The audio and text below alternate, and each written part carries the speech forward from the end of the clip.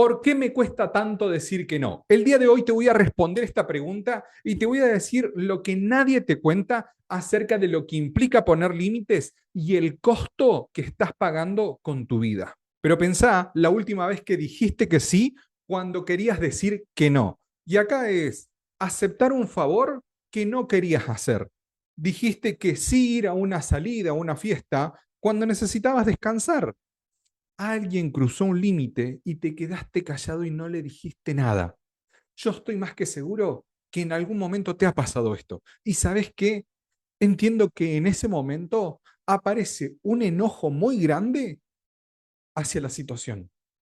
En segundo lugar, el enojo es hacia la otra persona. Y en tercer lugar, hay un fuerte enojo y frustración producto de la impotencia que te da hacia vos.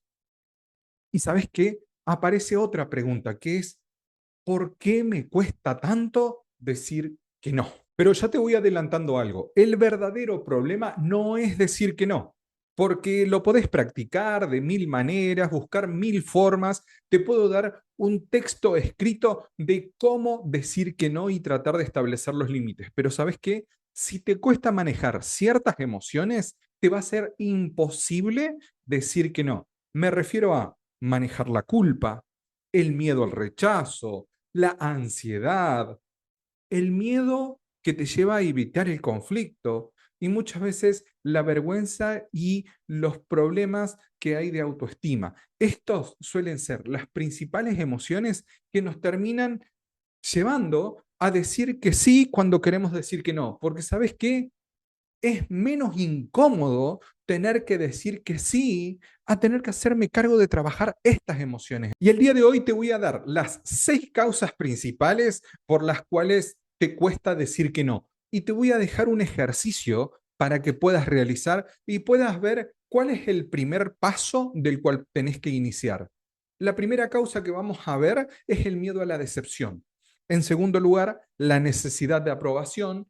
En tercer lugar, el miedo al conflicto. En cuarto lugar, la culpa, que es una de las emociones que más promueve esta imposibilidad a decir que no, los problemas de autoestima y ciertos aprendizajes que has tenido desde la infancia.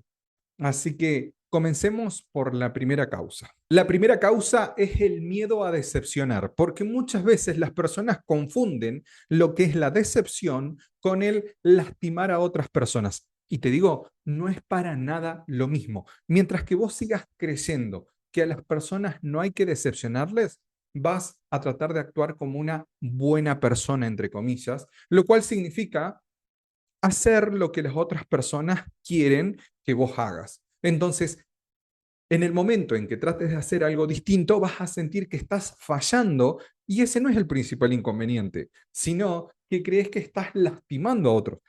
Vamos a naturalizar también esta palabra de la decepción, porque sabes que vos podés decepcionar a una persona sin necesidad de hacer nada. Vamos a suponer, conoces a una persona en la facultad, en la escuela, y esa persona desarrolla sentimientos hacia vos, sentimientos afectivos, le gustaría comenzar una relación con vos, pero vos no sentís nada por esa persona. A partir de ese momento ya podés decepcionar a alguien, porque simplemente no estás cumpliendo las expectativas que tiene la otra persona hacia vos. Y vos me vas a decir, pero yo no fui responsable de eso. Totalmente, no fuiste responsable, pero la persona que tiene miedo a decepcionar entiende que al no corresponder con los sentimientos del otro, es lo que está lastimando a la otra persona. Por eso, hay un autor que es un terapista cognitivo especializado en desórdenes emocionales, que es Aaron Beck, el cual dice que hay ciertos pensamientos automáticos, que son totalmente negativos, que generan la ilusión de que nosotros somos responsables del bienestar emocional de las personas que nos rodean. Claro, nos ponemos una mochila en nuestra espalda que tiene un peso demasiado grande. ¿Qué pasaría si el día de hoy te das cuenta de que no sos una buena persona, sino que ese miedo a decepcionar te impide decir que no? Y quiero que pienses esto. No llegaste al mundo para cumplir las expectativas de las demás personas. Que esto quede claro. Y hablemos de la causa 2, que es la necesidad de aprobación. Acá, la importancia de quien tiene este problema es que dice, necesito mantener felices a todo mi entorno, sin darse cuenta que empieza a descuidarse a sí mismo. Entonces, la persona aprendió en algún momento de su vida que su valor como persona dependía por mantener felices a todo el entorno. Entonces, busca ser una persona querida por todos. Y entiendo que ser querido, amado por todos, es tener que decirle que sí a todos. Porque si ellos están felices, yo estoy feliz. Acá la persona empieza a preguntarse, ¿qué necesita el otro de mí para que sea feliz? Y deja de preguntarse, ¿qué necesito yo para ser feliz? El problema de estas personas es que dependen tanto de la evaluación de las demás personas que dejan de valorarse a sí mismos y empiezan a desarrollar una ansiedad existencial por están todo el tiempo pensando en cómo tienen que sentirse las demás personas, en qué cosas tienen que hacer para que los demás se sientan mejor, sean más felices. Esto es fundamental planteárselo porque, pero con esta necesidad de aprobación hay que ver las dos caras que tiene esta moneda. Porque, por un lado, dado mi necesidad de aprobación, de que las demás personas me quieran, me aprecien, ganarme el amor de las demás personas, termino teniendo tantos vacíos propios que el que me digan te quiero, el que me digan te amo, el que me digan te extraño, me vuelve a mí una persona feliz, porque las otras personas están felices con mi presencia.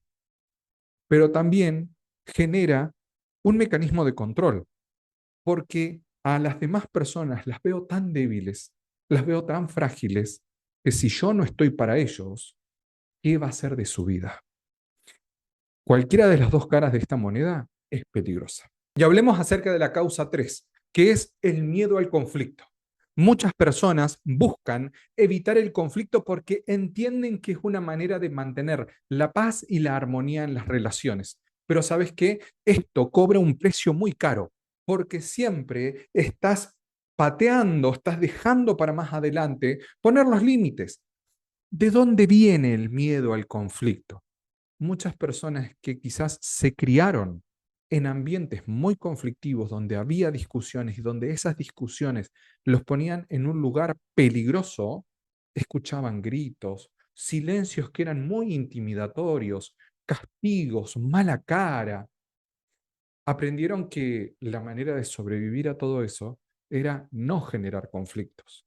Entonces, hoy en día son adultos que no saben decir que no porque temen lo que va a suceder después. Inmediatamente su cabeza se va hacia el futuro y ese futuro no es más que la reproducción del pasado que vivieron. Por eso es que Daniel Siegel, un especialista en lo que es mentalidad, dice, cuando nos sentimos amenazados realmente, dice, literalmente pensamos lo peor. Aparecen escenarios de gritos, discusiones de lo que puede suceder con mi pareja, pero en sí no es más que la reproducción de lo que vivía con mis padres, con las personas con las que yo me crié. Por ende, esta persona que evita el conflicto porque le tiene miedo realmente, detrás de cada sí que emite hay un no de una necesidad no expresada. El problema, y te lo mencioné al principio de esta causa, es que todos estos conflictos no es que se van solucionando, se van pateando para más adelante. Por ende, cada vez hay más conflictos, más conflictos, más conflictos, y llega un momento en que esos conflictos terminan explotando. Es más fácil predecir la ruptura de una relación de pareja cuando están habituados a explotar que una persona que se mantiene en silencio y de repente rompe con la relación. Esto lo menciona Marshall Rosenberg en lo que es comunicación no violenta. Dice, las necesidades acumuladas, no expresadas, no es que generan menos conflicto, generan más conflicto. Y vamos a la causa 4, que es la culpa, donde muchas personas no le prestan atención a esta emoción y sin embargo yo en las reuniones individuales y grupales que realizo es cuando les hago ver a las personas todo lo que hace la culpa a nivel estragos en la vida de cada uno. Y fíjate vos, la culpa que sentís cuando decís que no, casi nunca es una señal de que hiciste algo mal, de que generaste algún daño u ofensa en las demás personas. Y acá veamos dos tipos de culpa. Una culpa que es reparatoria y una culpa que es torturadora. La culpa reparatoria es que realicé algo que está en contra de mis valores y eso me genera hoy en día que yo tenga que regular, manejar esta emoción de la culpa. Por ende, lo que hago es buscar la reparación.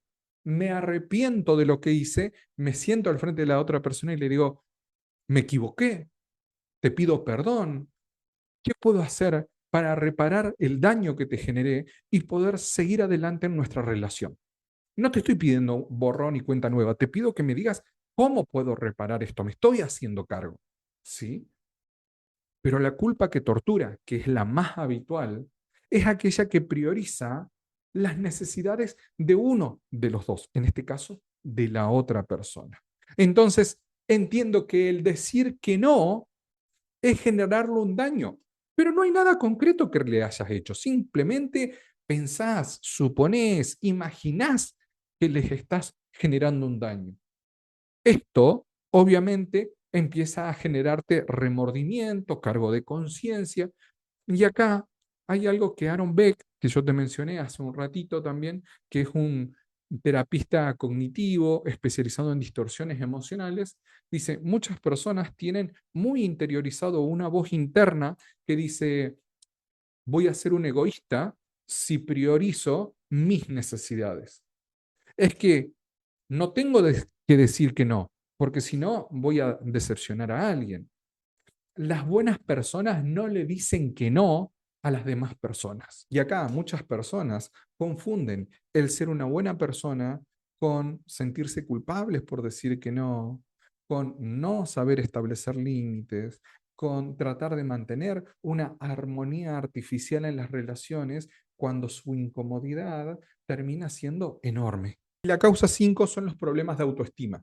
Y esto es muy importante tenerlo en cuenta porque si sentís que valés menos que las demás personas, eso te va a dejar siempre en un segundo lugar. Que yo cuando siento que valgo menos que las demás personas, voy a tratar de cubrir las necesidades de las demás personas. Pero vos fíjate cómo es que piensa la persona que tiene problemas de autoestima. Dice, primero todos los demás, después vengo yo. Pero ese después, entre comillas, nunca llega. Y estoy más que seguro que en algún momento te ha sucedido esto. ¿Y sabes qué? Hay un especialista en autoestima que es de apellido Branden, el cual dice que nuestra autoestima es la base sobre la cual nosotros vamos a poder afrontar cualquier desafío, por más básico que sea en nuestra vida. Y es lo que nos hace sentir que somos merecedores de la felicidad. Es muy importante tener en cuenta esto, porque muchas personas en las reuniones me dicen, bueno, entonces primero voy a ganar autoestima y luego voy a empezar a poner límites. No, no funciona así. No es que primero tenés que ganar autoestima para luego hacer lo otro. Se tienen que dar al mismo tiempo. Es como si fuese algo circular, que va hacia allá y eso genera retroalimentación. Mira, cuando yo empiezo a poner límites, siento más confianza, más seguridad en mí, por ende, tengo más autoestima. Cuanto menos límites pongo, menos autoestima tengo porque me siento más inseguro de poder decir que no. Por ende, empezá a poner límites antes y vas a ver cómo eso empieza a enriquecer y alimentar tu autoestima. La causa 6 son los aprendizajes que has tenido en la infancia. Y acá no nos sirve la excusa de decir, ay, no, pero bueno, es que yo lo aprendí de mi familia, es que mis padres eran así, porque muchas personas relatan eso y sabes que eso hace que te quedes viviendo en el mismo lugar donde hoy en día estás. Así que necesitamos cortar con ese relato y con esa forma de pensar. Y si hoy en día tenés 20, 30, 40 años, 50 años, ya no estás viviendo en tu casa, necesitas empezar a pensar de una manera distinta. Porque si no, estás hoy en día eligiendo obedecer las mismas reglas que tenías en esa casa donde vos te criaste. Hoy podés entender de que hay ciertos aprendizajes que no hubieses elegido, pero los tuviste. Bien, nos pasa a todos. Todos hemos aprendido cosas muy buenas que hoy en día nos potencian en nuestra vida y hemos aprendido cosas que no están tan buenas y que muchas veces nos limitan a conseguir un mejor trabajo, mejorar las relaciones de pareja, sentirnos mejor con nosotros. Les pasa a todas las personas. Ahora, en algún momento hay que cortar con ese relato. ¿Sabes por qué? Porque en estos aprendizajes se vuelven como ciertas normas o reglas muy silenciosas en nuestra cabeza. Y te voy a decir algunas de las que yo he escuchado más de personas que he podido acompañar. Muchas personas me decían, en casa el relato era, no hay que contestarle a papá y a mamá. Si vos te vas a comer ese chocolatito, estás siendo egoísta con las demás personas. ¿Sabes qué? Es importante que las otras personas se sientan bien con nosotros. Y si no, la que más se escucha en consulta es, ¿sabes qué es lo que hace un buen hijo o un mal hijo? Y las personas terminan obedeciendo esas reglas. Hoy en día son personas de 40 años tratando de ser buenos hijos y tratando de no ser malos hijos. El asunto es que por poner límites no te volvés un mal hijo, no te volvés un egoísta, no es que dejas de priorizar a las demás personas. Pero claro, esas normas que vos aprendiste hoy en día te marcan un límite, como si fuese una cancha de fútbol, donde te dice, bueno, vos tenés que hacer todo lo que está acá dentro de estos límites de la cancha. Lo que está por fuera no está bueno que lo hagas. Por eso es que la teoría del apego, esto es fundamental, porque la persona que piensa de esta manera y que se ha apegado a reglas de su infancia que hoy en día lo limitan, obviamente va a desarrollar problemas de autoestima, que estuvimos charlando hace un momentito. ¿Qué es lo que va a terminar haciendo esta persona? Desde la teoría del apego dice, va a buscar acoplarse, ya sea un jefe, ya sea una pareja, ya sea un grupo de amigos, dice, acoplarse a esas personas, porque claro, ellos están más preparados que yo para afrontar la vida. Yo no sé cómo afrontar la vida, cómo superar ciertos desafíos. Entonces, me voy a quedar al lado de ellos, no porque los quiera, no porque me acepten, no es porque tengamos una buena relación. Lo que pasa es que ellos están más preparados que yo. Así es lo que empieza a surgir después. Son relaciones de pareja, por ejemplo, totalmente nocivas. Pero es que, ¿sabes qué? Yo sé hace años que me tengo que separar. ¿Por qué me quedo? Es que él sabe cómo generar dinero, es que él genera trabajo, es que él o ella hacen ciertas cosas que yo no puedo. Por eso me quedo acá. No, no es porque ame a la persona, es que la verdad estoy totalmente desprovisto de herramientas para llevar adelante una vida. ¿Cómo hago? Y este espacio no es para entrar en la victimización. Hay que generar cierta incomodidad. ¿Y sabes qué? Es importante que hoy en día puedas comprender cuál es el patrón del que vos venís y contar con que ese entendimiento de ese patrón que se está repitiendo, hoy en día lo podés cambiar. No sos el resultado de tu infancia. Esa infancia es un relato que vos hoy en día haces de aquello que viviste. Obviamente no vas a cambiar tu infancia, pero sí la manera de contarla lo podés cambiar. Una frase que he escuchado de Walt Disney, como también lo decía en algún momento Chaplin, justamente porque tuvo una infancia muy complicada, muy dura, y es, siempre estás a tiempo de tener una infancia feliz. Y él, mucho de lo que él hizo como adulto fue tratar de reparar esa infancia que tuvo para poder vivir una vida más feliz. El problema no es decir que no, el problema es hacerme cargo de la emoción que me va a generar el decir que no. El miedo, la culpa, la ansiedad, el rechazo al que me puede exponer el tener que decir que no. Por eso dicen muchos autores, en este caso Víctor Frank, dice, guarda que entre el estímulo y la respuesta hay un espacio en el medio, que es el poder elegir. Hoy en día sabes que tu incapacidad no es decir que no. Tu incapacidad es poder manejar la emoción que te va a generar.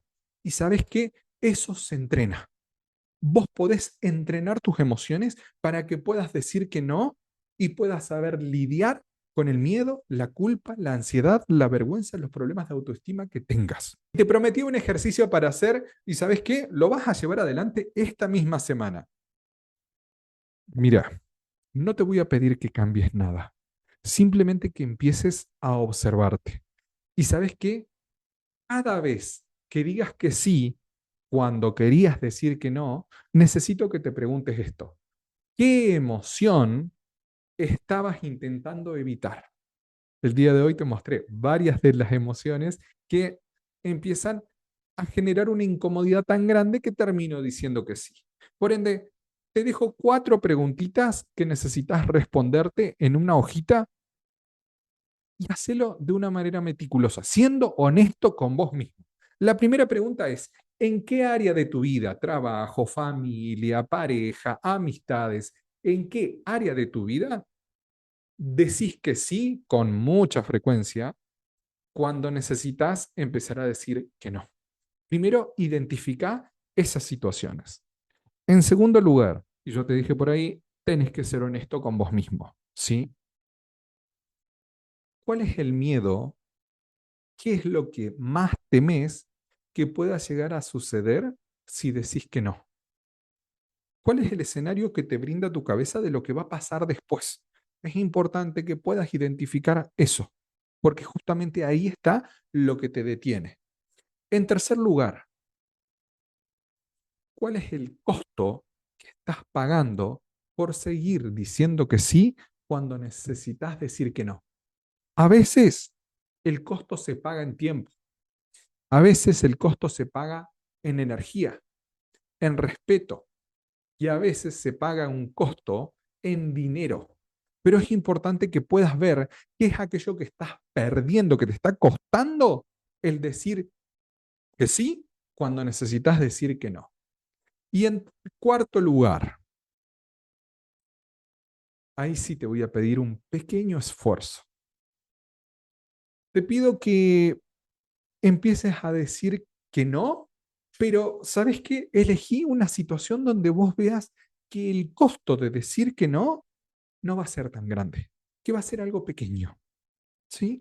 Elegí trabajo, familia, amistades, pareja, y empezá con un no pequeño, que tenga un costo pequeño.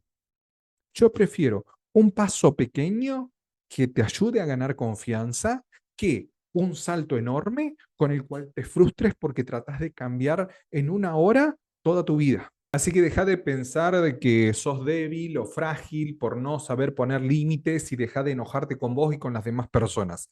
Lo más importante acá es que este mecanismo que llevaste adelante durante mucho tiempo te ha estado protegiendo, principalmente protegiendo. Aquella persona que evita el conflicto siente que el conflicto va a ser mayor, entonces por eso dice, no, mejor no me meto en eso. Frente al temor, elige decir que sí.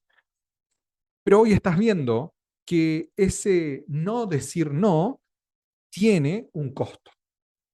Y ese costo es poder sostener las emociones que vienen después. Entonces, aquí, el día de hoy ya ganaste la comprensión de cuáles son esas emociones que te están jugando en contra. Y si quieres tener un cambio real en tu vida, el primer paso es la comprensión.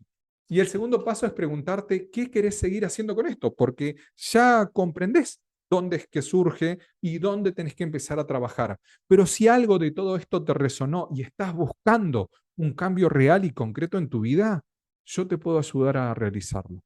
En la descripción de este video te voy a dejar mis datos de contacto para que podamos agendar una reunión en la cual me puedas contar tu situación y yo te diga qué es lo más conveniente, si tener acompañamientos uno a uno o sumarte a algunos de mis cursos que son grupales en los cuales aprendas a manejar estas emociones y muchísimas más porque sos capaz de crear la vida que querés, pero para eso tenés que ganar confianza y tenés que tener mayor fortaleza emocional. Y en ese aspecto yo te puedo ayudar. Mi nombre es Sandro Villalba, soy licenciado en psicología, coach emocional y quedo a disposición para que veas un cambio real en tu vida.